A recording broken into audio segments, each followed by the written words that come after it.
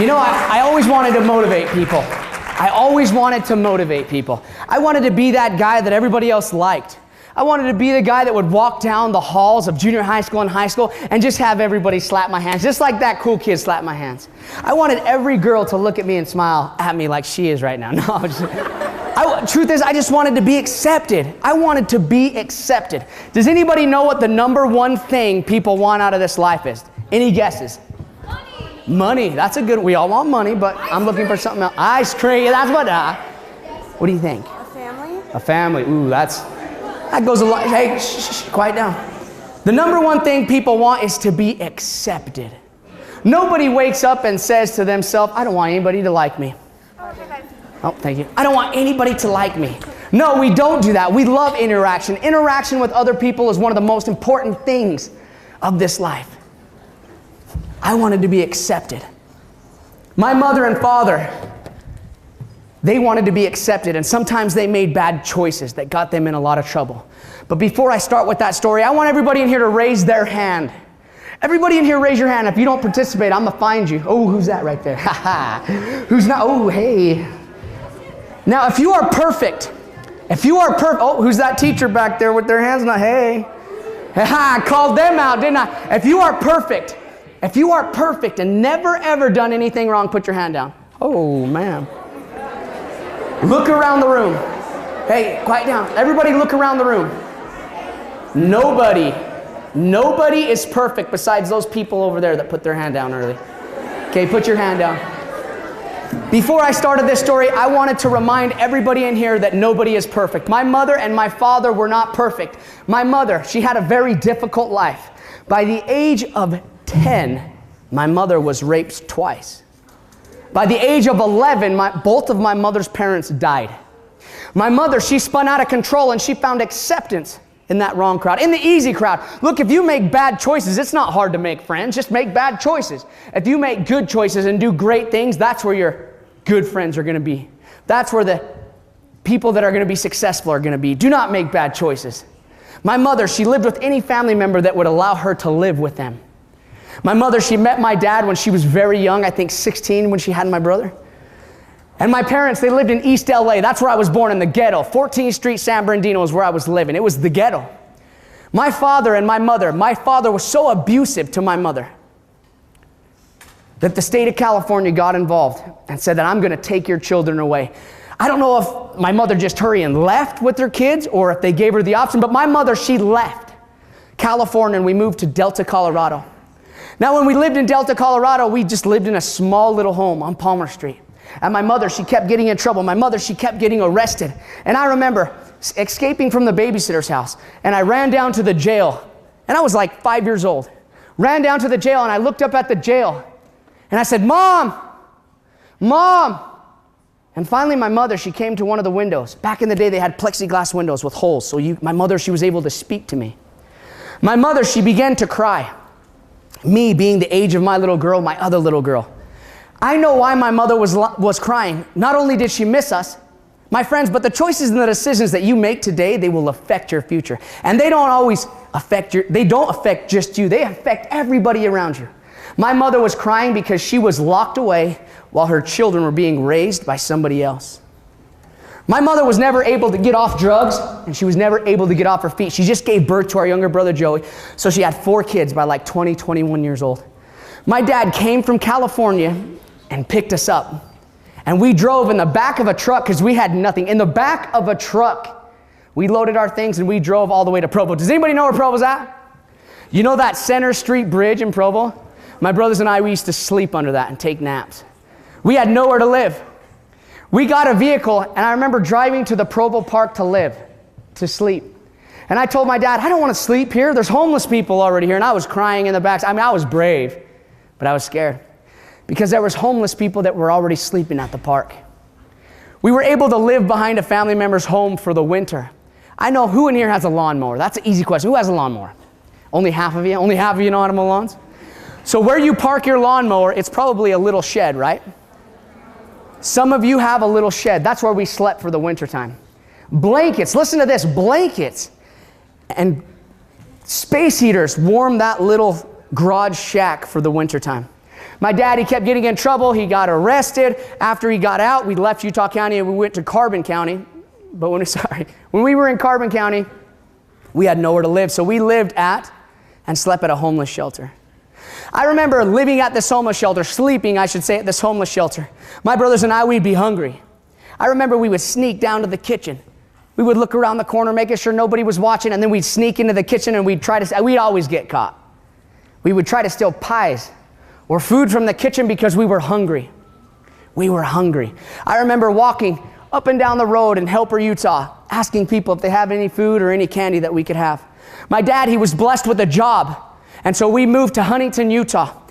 Our hair was a mess, our clothes were a mess, and we were washing the clothes that we did have in a bathtub.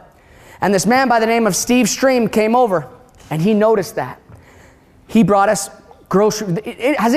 Do you know what the black garbage bags are that you guys give away for Christmas? Has anybody ever done that? Show me hands. Who's done that? I want to say thank you because I was one of those kids that received those black garbage bags. Isn't that neat? Steve told my dad, bring your kids over to my home and my wife will teach them how to read and how to write because she owned a daycare and preschool in the town. One evening we returned home to the homeless shelter to eat. My dad, he was on some substances. He got drunk and he was punching the windshield until the windshield broke and the side windows until they cracked. And he started to shout and say, there's a devil inside. There's a demon inside of our car, he shouted. Me and my two brothers were in the back seat. We were crying. We were screaming because we were scared. Blue and red lights soon began to chase our vehicle. The police officer opened up the door. He put my dad in handcuffs and he was taking my dad back to the car. And you want to know what I did? I jumped out of the patrol car and I raced up to the cop and I tried to protect my dad. I knew karate, but I didn't know enough. That police officer gently placed me and my two brothers back inside of the vehicle. And we watched that patrol car disappear into the dark Carbon County night. And that would be the last time that we'd ever live with our parents again. The police officer, you know what he said? He said, you're going to be okay. Everything's going to be okay. You guys are going to stay together, he said. Okay. My dad just got taken away. My little brother and my mom aren't here. We went to a foster care home. Not even a week later, 2 weeks later, a police officer came and said, your brother Jesse is going to live with another family. And I remember that night. Who in here is in foster care? Is it amazing? Can you stand up? Is that okay? If you'd like to. You guys have amazing stories. You guys have amazing stories. Can we give them a round of applause? They've been through a lot. Awesome. Thank you. Thank you so much. Pretty amazing. Pretty amazing. I appreciate you guys doing that. But we knew it wasn't going to be okay, crying on that floor of that home, on that foster care. April 6th passed. It was my brother Michael's birthday. We celebrated his birthday alone. A police officer, the lady that owned the home, told us that there was another police officer coming. I had so much anxiety because I knew what this meant. He was going to take me away, or he was going to take my brother away. No matter what, I was going to be alone. The police officer, he knocked on the door. The lady that owned the home, she opened up the door. And the police officer, he started to speak. Before he can get very many words out of his mouth, we looked right past the cop at the patrol car, and guess who we saw? Our brother. We ran outside to the patrol car as fast as we can. My brother, he was trying to get out, but he couldn't get out of the backseat of a cop car. So we opened up the door and we hugged on each other because we were reunited with each other again. The police officer told us that there was a family in Emery County that wanted to take us three in. This family already had 6 girls and 1 boy and 38 students at their house a day. And they were willing to take us 3 in. I remember getting to the Stream home. I remember pulling up to a big house. They had a playground, a trampoline. I love playing on the trampoline. I was probably the same size I am now, but I was the shortest guy in our community. You know what all the tall guys would do to me? They'd body slam me and choke slam me all over that tramp. But I was so excited just to play. And they had a Nintendo. We'll just call it an Xbox because you guys probably don't know what a Nintendo is. I was so excited. And guess what? My 6th birthday, I just turned 6 years old. And they gave me one of the best gifts that I've ever been given.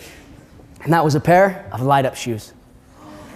I remember walking to the bathroom, stomping my feet down, and the mirror, the house, the whole community lit up.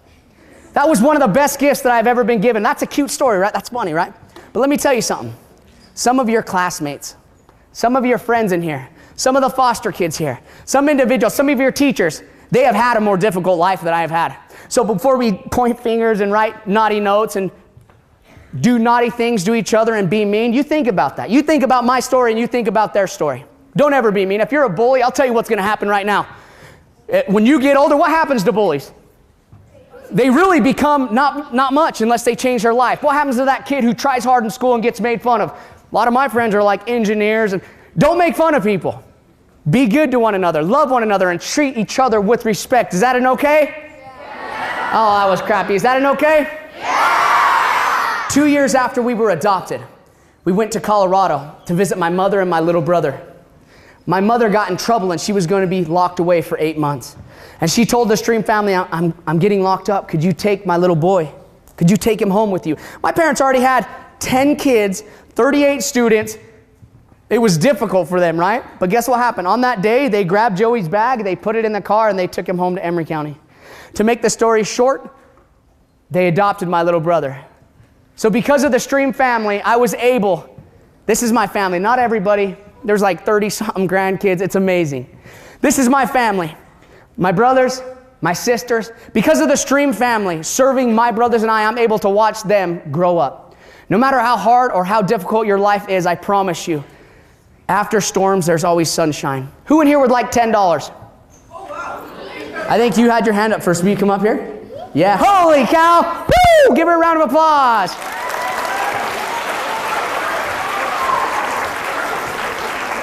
All right. What's your name? You probably want to sit on the... I saw you eyeing my motorcycle. All right. What's your name? Lauren. Lauren. Okay, Lauren. I have a $10 bill. I have $10. Shh. I have $10. Why do you want this $10 bill? Because it has worth. Because it has worth. It has value, right? Hey, you three, you're wild. You guys trying to get the 10? It has value. Lauren, would you want this $10 bill if I crumpled it up? Yes. Okay. What about if I stepped on it? Yes. You would still want it? Yeah. I need this $10 bill. What about if I put it in my mouth? Would you still want it? Sure. All right. What about if I tore it? Yeah. Why? Because I want it. Because you want it. Why do you want this? Because it's $10. It's $10 and it still has value. Do we all agree that this still has value? Yeah. Now listen to this. You're worth so much more than this $10 bill. But during your life, you're going to get stepped on. People are going to put you in your mouth. People are going to break your heart. There's going to be bad things happen to you. But no matter what, if you don't destroy yourself, you will always keep your value. Thank you. Thank you. Give a round of applause.